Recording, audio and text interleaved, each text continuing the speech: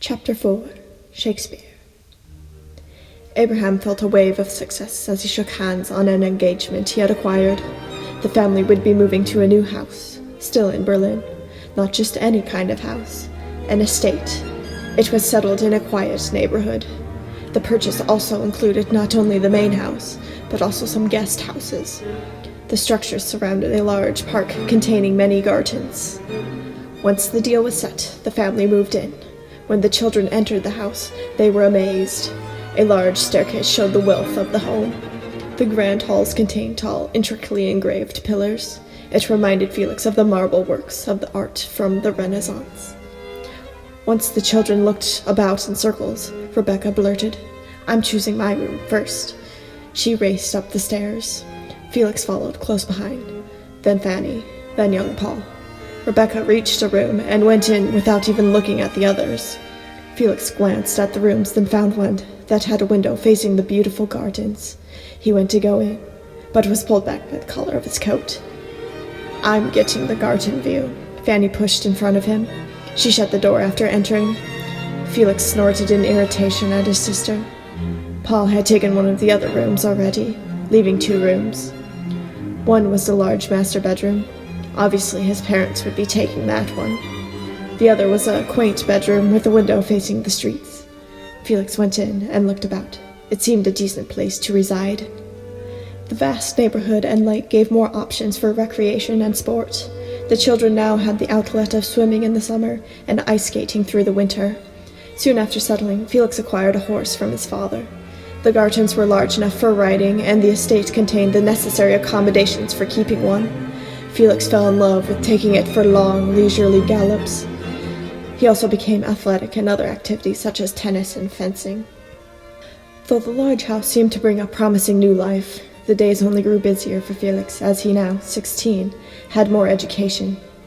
The thought of more overwhelmed him, but the tutor his father hired was good and kind. His name was Herr Hayes. Felix felt more at ease as his tutor taught him many of the things he enjoyed. His instruction consisted of classical literature, art, languages, and philosophy. Felix kept occupied with music through the busy schedule.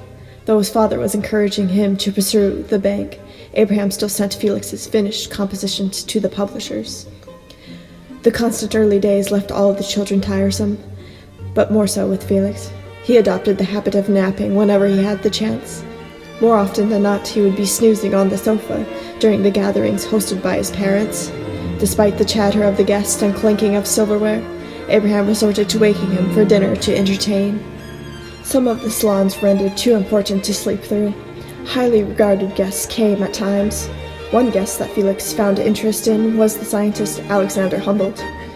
He had traveled to many lands and told much of his experience. Abraham tried to keep Felix in Humboldt's company, since the scientist had found the college in Berlin. He hoped his son would have a better chance of entering later if he were in good favor with the founder. With Abraham and Leah hosting more salons, the children's musical talents were the highlight of the gatherings. Both Fanny and Felix's compositions were in high preference. All of Berlin's society came to their home to hear the work of mere teenagers. In the days with the chill of the autumn weather, Felix and Fanny spent much of their spare hours in the large music room. The room had much elegance from the Regency-style decor. Felix opened the patterned blue and white curtains to let in what light was outside. The sky was bright but gray. He kept the window shut as it would chill the room. Though the fireplace had some embers, the air still felt bitter through the nose. Keeping a large house warm was challenging. The music room happened to lack the circulation of the fireplace. Fanny wore a heavy wool cloak over her dress. She kept her hands in her pockets when not playing the piano to keep her hands from stiffening. Felix stood near the fireplace while playing his violin. They were practicing Mozart's violin sonata in E minor. Felix's violin resonated through the house. Fanny's accompaniment at the piano added fullness. Nothing could have sounded more beautiful. As the violin's tone soothed Felix's ears upon bowing the strings, Fanny paused after a cadence, ending the phrase. Felix held his violin down in confusion. "Is something on your mind?" "I've recently been thinking about something." Fanny paused a second. "It's been on my mind for a long time." She sounded hesitant to speak. "I want to take my own compositions more seriously. I plan to ask Father if I can publish." He may not let me perform in public, but I hope to publish. You should. I don't know why he's not sent anything of yours before, Felix encouraged. Fanny smiled with determination. Let's go talk to him now. Fanny's idea turned to turmoil. Abraham would not have it. Felix stood in the middle of the argument. Music is not a profession for a lady, it's a pastime, Abraham stated. Fanny begged, please, what is wrong with my music? I'll fix it. Nothing is the matter with your music. It is written to perfection. You are my daughter, a finely brought-up lady. Your music is to please your future husband. I will not argue further on this subject. Abraham turned back to his newspaper as he sat by the fireplace. What about Aunt Sarah? What about Marie Bigot? Fanny continued. Marie Bigot died of consumption due to the constantly trying to provide for her children. She overworked in her career. I shall not see the same in my daughter. Abraham near yelled. Fanny backed away and looked to Felix. She wanted him to say something. With his father's strong opinion and his own back and forths, he remained silent. Fanny looked at her brother in confusion. She realized that he wouldn't help. She stormed out of the room. Abraham muttered, she should know better. Felix began to feel bad. He stayed near the fireplace. He finally confessed. Aunt Sarah had a decent reputation. But she is not my daughter. My daughter is going to play music for her future husband and be a fit wife, he hissed. He then muttered to himself, one child attempting to make music as a profession is enough. His comment hurt. Felix began to feel as if his aspirations were what made his father reluctant to let Fanny achieve her own.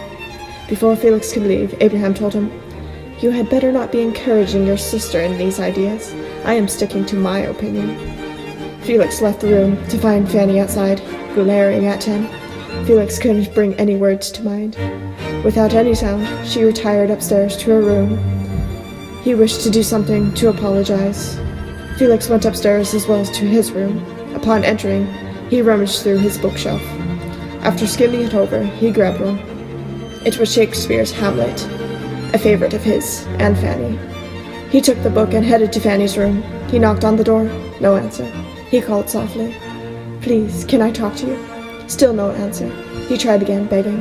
Please, Fanny, I want to talk. Please, please, please. Felix pleaded until she opened the door and snapped. Get out of here, you annoying little. She paused as he handed her the Shakespeare book. Her expression turned to confusion. He explained, I want you to have it. Upon giving her one of his favorite books, she sighed and let him in. Once he came in, he told her, I'm sorry about earlier. I tried to convince Father after you left. There wasn't anything that would change our father's opinion, Fanny sighed. Felix then mentioned, I thought of an idea for you to publish. Felix, I don't think anything will convince Father. But I know a way. You could publish under my name. I'll give the music to Father. The only thing is, he would have to think it's mine. Surely Father would know it's not your work. He knows our music. I'll say I'm getting different influences. You'll give me the music and I'll copy it in my hand. Be sure to write other music so he thinks you're still writing in your own time. I will think about it. She left the conversation at that. The next day, Herr Hayes came at his usual time in the morning to instruct Felix. Today they worked on studies of language and classical literature. Hayes had brought a copy of the play Andrea, an ancient Roman comedy adapted by Terence from 2 Greek plays. Felix had been studying the Greek language.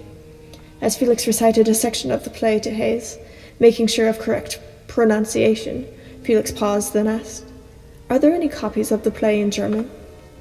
Not that I know of, but you are learning Greek. You don't need a German copy, Hayes commented. Felix shrugged and continued on. The lesson lasted a few hours. Hayes told Felix before leaving, Tomorrow we will go over some English studies and more of the play. I want you to work on your pronunciations, especially your English. Your lisp is quite noticeable when you speak it. I will, Felix nodded, grabbing his English book. Hayes then left. Felix practiced phrases, trying to say things correctly. He then moved back to his Greek lesson. As he worked, he began to get an idea to help him study better. He grabbed a quill and a stack of paper. On the first sheet, he wrote, Mädchen von Andrea, Terence. He then began translating the play to German. The work would help him understand the play better, as well as the language. For the next hour or so, he became consumed with the work. Fanny joined him at the table. She had a piece of newly composed music. Felix slid it into the stack of papers as she handed it to him. She wanted to publish. The weeks went by with study, music, and everyday activities. Through the commotion, Felix felt inclined to compose something for his violin teacher. He wanted to give Reed something special he could play with friends. After learning much of the fundamentals of bowed instruments over the years, he felt more confident in composing for them. He decided to write an octet.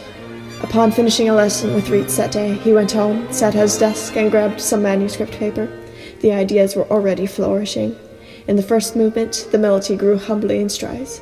As the section continued, he used the melody throughout the voices. Each layer contributed to the intricately woven phrases. Over the next few days, it became a challenge to balance time for composing, practice, and education. On top of that, his sister gave him more compositions to copy. Abraham hadn't caught on to Felix's copying skills and had sent Fanny's work in the mix of his own. His father did notice his son in a rather stressful state as he tried to continue his training in the bank.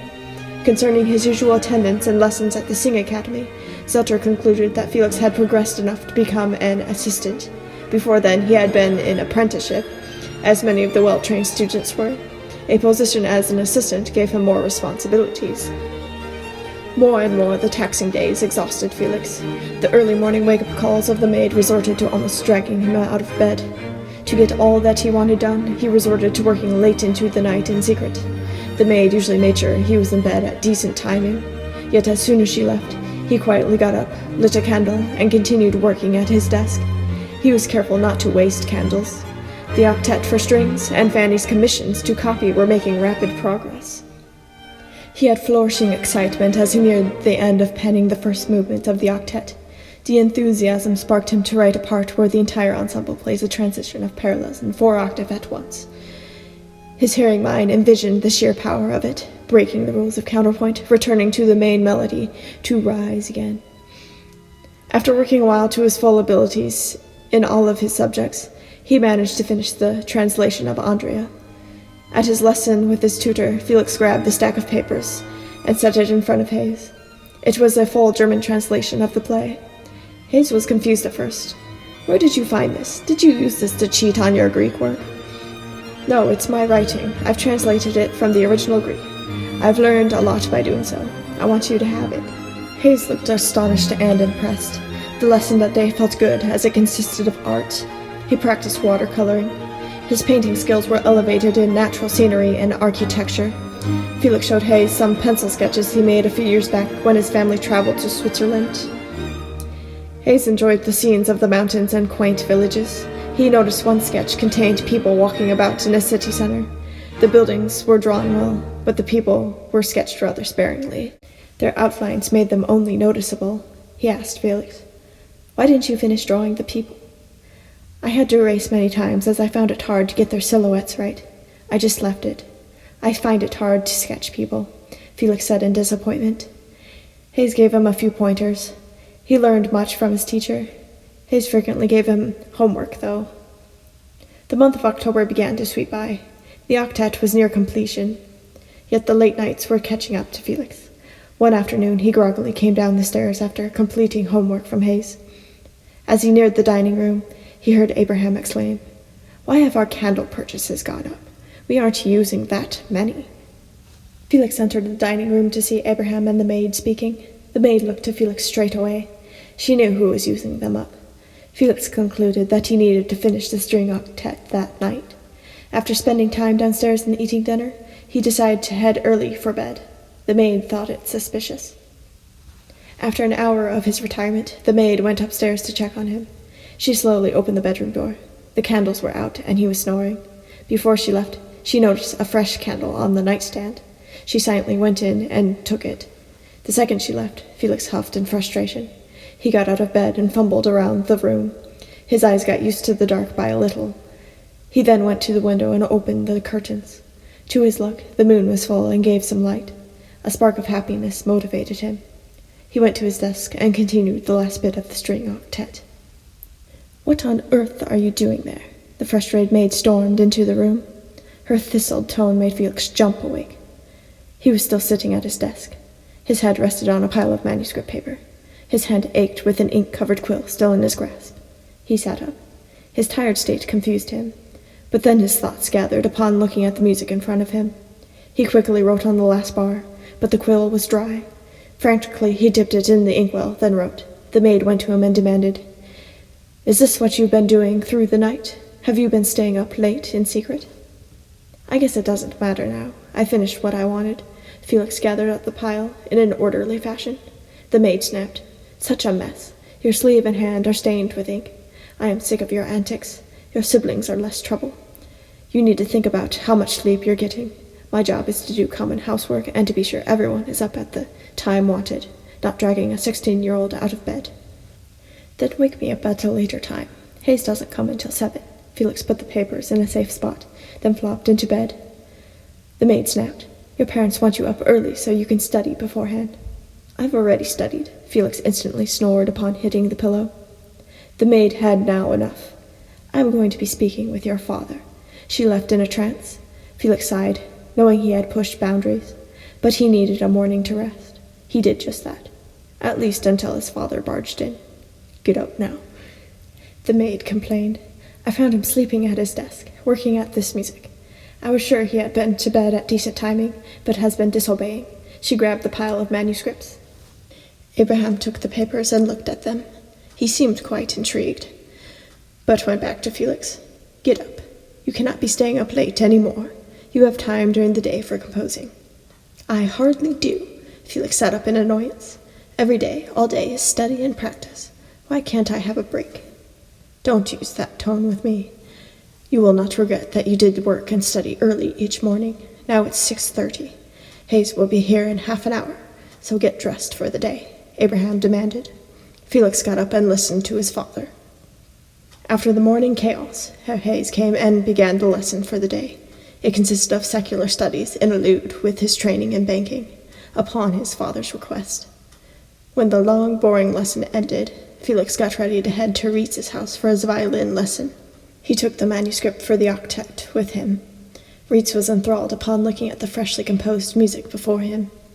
Felix told him, "I finished it early this morning." "More like through the night. You're tired in appearance," Rietz half teased. Felix smiled in mischief. "We must play some of the parts together before your lessons end. I hope you plan to have it performed at the next salon your parents host." "I'll be sure of it," Felix said in determination. They lifted their instruments again to try the piece. Rietz played violin while Felix played viola. They enjoyed it immensely. Rietz knew upon reading through it this piece was a great work of art waiting to be performed at full capacity.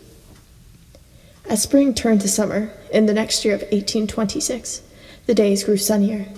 The string octet became a favorite work among ensembles and music attendees. Yet some not-so-sunny news had reached Felix. Abraham one morning read the paper, then handed it to Felix somberly. "You may want to read this." Felix took the paper and skimmed it while eating breakfast. There were many articles, as usual. Then one struck him. He felt as if bricks had fallen on his shoulders. It was a fragment from the London paper. Karl Maria von Weber had died. The news saddened Felix as he wished to have another chance to meet him. Alas, it wasn't now possible. Weber had traveled to London for some concerts a few months prior, yet he began struggling with tuberculosis, then called consumption. As his health was in decline, he inquired to go back home. He was forced to stay in London, as he wasn't fit for travel.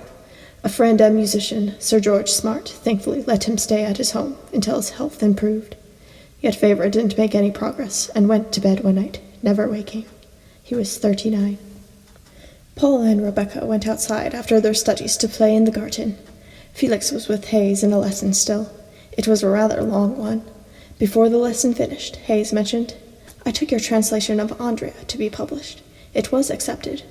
One of the instructors at the university happened to see it and was impressed. So much so that he wants you enrolled for the next semester." "Really?" Felix asked, holding excitement. Hayes nodded. "I believe you are ready to study at university. You're 17, so you'll be an excellent scholar by the time you are 20. Felix smiled. The lesson ended, so he joined Paul and Rebecca after being cooped up inside. He took some paper and sketched the flowers. After drawing a while, he picked up the book he had been reading recently. It was A Midsummer Night's Dream by Shakespeare. The story became his favorite since Hayes had given him the book. Fanny had read it as well. As he read, the wind blew, rustling some leaves nearby. The sound lingered in his mind. The single note of the wind began to echo into a chord, then two, then three, then four, subtle from the light breaths of flutes. He penned the music in his sketch paper. After spending time in the garden, reading and sketching, he went to his room to compose. All that was on his mind were the plots of the Shakespeare play, filled with fairies and weddings. The play would serve as his muse for this composition. He began depicting the sprites through the light flurries of the high strings after the flute's windful chords. The low strings were then plucked in a pitter-patter-like way, as if a maiden were running through an enchanted forest, her white dress flowing in her trance. The sprites follow her, encouraging her to run faster. The maid obeys in her need. Yet the flutes give indication as she halts to see a young fawn grazing the sweet succulents. She continues on in a hurry, hoping not to be late. Anticipation flourished among the lilies and wildflowers. In her need to catch breath, the flutes indicate her slowing pace once more. When running a bit further through the whimsical woods, she enters a wedding scene. The grand chords burst forth from the orchestra upon the bride's arrival. It was her day, taking place in the mystical woods among the sprites and forest creatures. Though the setting was outdoors, the shape of the music moved down in a grand trance, as if one of royalty were stepping down a beautiful marble staircase. The orchestra sound moved back up in boldness, then refrained back down. It was as the orchestra moved higher and higher into a cloud of sound. Underneath this cloud, the crisp sound of a certain brass instrument moved down, distinguishing itself from the other instruments in perfect sense. Felix jotted the notes. The Ophicleide. It was a low brass instrument. The feeling of the instrument gave the reminiscences of the brass in Weber's exciting music. On the side, he decided to make a rough outline to get a full picture of the piece. He wanted to know where the music would be going, to tell the story with the sound itself. The outline came to be suitable for a sonata form, which was a standard form used in a lot of music. It helped organize which keys to transition to and what to repeat. The emphasis on repeating the main motifs would help the listener familiarize the work and remember it. Zelter, of course, encouraged that form, as it was deemed one of the most practical. Once he had somewhat of an outline, it gave a nice basis for his next move in the work. As he continued the days with the piece and read the play for more insight, he decided to consult a friend. His name was Adolf Bernhard Marx. He was a musicologist working as a music critic. Felix had become acquainted with him, as he had much intrigue on Marx's way of characterizing music through words. Upon showing Marx the overture in progress, Marx gave much suggestion on the poetic tone aspects of the work, the art of mimicking things with the instruments. Felix had done some of that already, but Marx furthered it with in-depth advice. One idea came with the strings. Felix grabbed a separate sheet of paper and sketched some tonal shapes moving from high to low in dramatic exaggeration. It was the hee-haws of a borough in which the play famously contained. By the time the month of August came that year, he finished the overture to A Midsummer Night's Dream. Upon completing it, he arranged it as a piano duet. Once it was played through by him and Fanny, she approved of the work.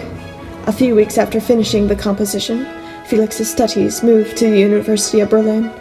There, his lectures and instructors expanded. He excelled in his studies. His status as an assistant at the Sing Academy allowed him to conduct some concerts and organize a few things. He hoped in his future to take over after Zelter retired, but Abraham hoped his son's interests would lie elsewhere.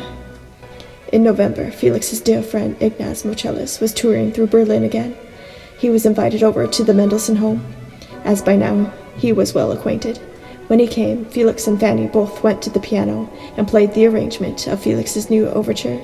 Ignaz was astounded and wished to hear an orchestra play the score. Ignaz played some of his own compositions as well. He gave Felix the music of a series of studies he wrote. Upon Ignaz's leave of Berlin, Felix then began to write to him to stay in touch with his friend. He grabbed an E major sonata to enclose. He then penned, November 28th, 1826. You kindly expressed to dear Mr. Moscheles to have my sonata, and I, therefore, shall present it to you. Should you come across it, let it remind you of the one who will always respect you. Once more, 1,000 heartfelt thanks for the happy hours I owe to your studies. They will long find an echo in my mind. I am sure they are the most valuable of your works, that is, until you write another. My best wishes accompany you on what I trust will be a happy and pleasant journey. Please remember me kindly to Mrs. Moscheles, and believe me, ever yours, Felix Mendelssohn Bartholdi. In February of 1827, when Felix turned 18, he was packing up a horse-drawn sled that would be taking him to the city of Stettin for a concert. He had received a letter from the composer and conductor, Carl Loewe, requesting to have the overture to A Midsummer Night's Dream premiered. Loewe came across the work through Marx. They had been fellow students of composition together. When Loewe began planning for a concert, Marx eagerly told him of Felix's new overture and had a copy sent. Loewe agreed to have it performed. He also wanted Felix to play with the orchestra in some selected works. The journey would be long and cold, since the month of February still had phases of snow. Stettin was 80 miles away. His father seemed hesitant about it, but helped him pack. He spoke to Felix beforehand on how to deal with travel and weather. It would take a full day and a half to get there, and traveling in any sort of drastic weather had its risks. The morning when the sleigh was packed, the calm sun and gray sky gave indication to only a chill. The sled would hopefully ride smooth against the snowy terrain. Regular carriages weren't as common during the winter season. Felix wore his warmest wool coat, lined with leather. He had proper footwear, wool scarf, winter cap, and other necessary garments to protect himself from exposure. Abraham was sure to hire an experienced coachman in case anything were to happen. Leah made sure enough food was packed by gathering a basket full of essentials. It consisted of dried meats and fruit. Once everything was ready, Felix grabbed the remaining things, such as his music and violin. He then climbed into the sled and waved to his family, Auf Wiedersehen. As his parents and siblings waved back, the journey carried on. The sled glided against the finely packed snow along the city streets. The city soon became a sparse landscape of a few houses and farmland. Then it turned to a snowy wilderness with scattered forest. The heavy snowbanks began to force the two horses to trudge, slowing the ride every now and again. A few hours into the trip, the coachman began to visit with Felix. Many times Felix sat next to him at the driver's seat. "So how long has this been your line of work?" asked Felix. "Oh, about 15 years. I enjoy going places and having good conversations. You wouldn't believe some of the passengers I've had to listen to," the middle-aged man chuckled. "What is your name?" "Jonathan." His voice resonated with jubile. "Now what is bringing you all alone to Stettin?" "A concert." Felix grabbed a manuscript from his satchel. "The orchestra there is premiering my work." "I don't believe it. One as young as you," he stated. "I'm also going to be playing piano and violin in the orchestra. You should watch. They are doing Beethoven's Ninth Symphony." "I may. Then I'll believe you," he half-teased. Felix then commented, "I am 18, an adult, so I'm not as young as you think." "Well, you are a young adult." His smile soon began to fade as he looked to the sky. He turned to Felix. "Go back into the sled and get as much sleep as you can." His tone seemed worrisome. Felix tilted his head. "It's late morning. I am not tired." "You must. I sense a storm coming. You'll need to save as much energy as you can. When it starts, put that wool blanket over you." Jonathan grabbed a blanket for himself. Felix listened and grabbed a blanket. He then laid in the back seat of the sled the best he could. There wasn't any good position to have a comfortable sleep, but he managed to nap. After an hour or so, he felt a few snowflakes land on his face. Felix sat up from his rest. Some flurries were blowing about, but nothing to dread over. Within another hour, the snow fell consistently, adding beauty to the landscape. Felix opened his mouth, catching the cold crystals. Jonathan glanced back to check on him. "I would get under the blanket. The snow is going to pick up from now, as well as the cold." Felix obeyed him, but before retiring to nap again, he grabbed a book and some dried fruit to eat. It was still light enough even under the blanket to read. As another hour dragged by, the sled suddenly thudded into harsh terrain. The deep, thick snow almost stopped the sled. Felix peeked out from under the blanket. His heart skipped in shock. The snow was coming down hard. It confused his sense of direction. Jonathan seemed to somehow know where they were. He had his face covered by his long hat. A strong winter wind blew. Felix gasped as the cold air hit against his face. He felt as if he were breathing in sharp fractals of ice. Jonathan noticed him and ordered through the howling wind, "Stay under the blanket." Felix huddled back under it. The air had winded him. He did his best to warm back up. The hardwood floor of the sled hit against the cold snow, which made it more of a challenge. After a while, though, he finally felt warmer. Every ounce of energy had left him. The snow collected against the blanket, weighing it down on him, which helped conserve heat. The weighted blanket and his tired state caused him to drift into a heavy sleep. Felix awoke to calmer weather. He sat up, but night had fallen. There wasn't much to see. The air had become drastically cooler. He wrapped his scarf over his face. Jonathan suggested he sleep more, but he felt too bored out of his mind to do so. Jonathan had a lamp for light, so Felix lit one as well, which helped him keep warm a little. He then grabbed a quill and paper to write back to his family of his experience thus far. As he began to write, the ink began to freeze as soon after he opened the inkwell. Then the quill snapped as it had become brittle with frost. He wouldn't be writing. The rest of the night dragged on, with the constant need to keep warm. The next morning, the sun gave a slight change to the temperature. The sled glided easier across the newly formed blankets of snow. Jonathan stopped only once in the night to rest a bit, but he didn't rest long. He mentioned, "We shall arrive in Stettin by noon. I know of a decent inn we may stay at. I believe it happens to be close to the concert hall." The horses managed to continue through the snow. The lonely trail turned to countryside, then town, then into city. Stettin was a decently big city. Jonathan stopped the sled at a street side near a long brick building. The white snow against the walls and roof complemented the red bricks. A young stable boy came up and grabbed the horse's reins. Jonathan gave him a tip. Felix grabbed a few bills and handed it to Jonathan. "I could have done that." "Oh, it's fine. I can spare you a few expenses. Your father was quite generous. Plus, I'll be seeing you play some music." They both went inside and got a room. It felt relieving to be near a fireplace.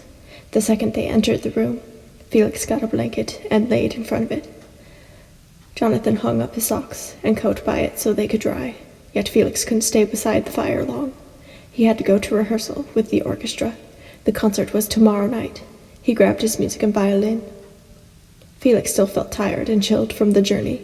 Thankfully, the concert hall was within walking distance. It was a large artistic structure, showing that it was a place of theater and music. When Felix entered the building, a man was standing in the lobby, looking a bit stressed. He paced back and forth. Upon hearing Felix enter, the aged man lifted his head. "You must be Felix. You must be low." Felix held his letter. "The snowstorm caused me to arrive later than anticipated." "I'm glad you've arrived in one piece. That storm was terrible here. We've run through your Shakespeare piece already and the Beethoven. We were waiting for you to run your double concerto and Weber's concert stuck." "All right, I'm ready to rehearse." Felix stretched his fingers. They both headed to the auditorium where a full orchestra sat, waiting. There were two pianos, as the double concerto he wrote involved two pianists. Lowe would be playing the piece with Felix. For the Weber piece, Felix was to be the soloist. He had been practicing the violin parts for the Beethoven symphony, so he wasn't worried about it. As Felix sat at the piano, the members of the orchestra whispered amongst each other. Carl hushed them, and rehearsals continued. There were only a few things to fix. Felix was enthralled to finally hear a full orchestra play his music. Once everything was ready the next evening, the concert hall became packed. At the 19th hour, Lowe and the orchestra got set up. Felix stood off to the side of the stage to hear his Shakespeare overture. After Carl introduced the piece, he turned to count the orchestra in. The flutes whispered their chords that mimicked the breeze. Felix couldn't believe how it sounded. It was better than he imagined in his head. The flavor and pattern of the music had become real. He could clearly envision the story he had read those months ago. After the end, the audience roared with applause. Carl then introduced Felix to the stage, and they both went to the pianos to play the double concerto. After the cheers of that, the Weber piece was played. As Felix played the piano, it saddened his spirits. It made him miss the bright composer of this work all the more.